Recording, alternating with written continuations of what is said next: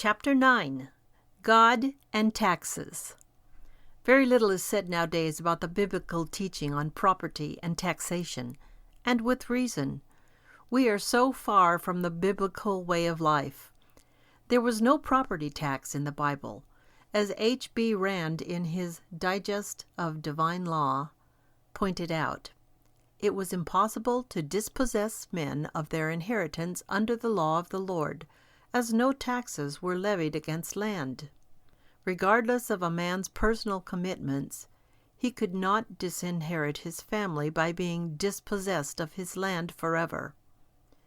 Over and over again, the Bible declares, "The earth is the Lord's," Exodus 9:29, Deuteronomy 10:14, Psalm 24:1, 1 Corinthians 10:26, etc. And only God can exact a tax for it. The tithe is God's tax for the use of the earth. It is not a gift to God, but a required tax, and only giving over the 10% is a gift to God. Such gifts are called free will offerings. Deuteronomy 16:10-11, Exodus 36:7, Leviticus 22:21, etc. Because they depend on man's free will, whereas the tithe is required. Civil government of the state could not tax the land, because the land is not the property of the state, but of God, and no state has the right to levy taxes against God's possessions. The support of civil government was through an increase tax, that is, a production tax. H.B. Clark, in Biblical Law, pointed out that Samuel declared it to be a sign of tyranny and evil when civil government required as much for its support as God does his tithe. Samuel said of the tyrant, "He will, besides, take 1/10 of your grain crop and of your vineyards, and give it to his officers and to his servants. He will appropriate 1/10 of your flocks too, and you yourselves will become his servants." 1 Samuel 8:15-17, the Berkeley version. Today, civil government takes more than a tithe of our income. It takes about 45%. America was settled by Christian men who established their colonies on these biblical laws.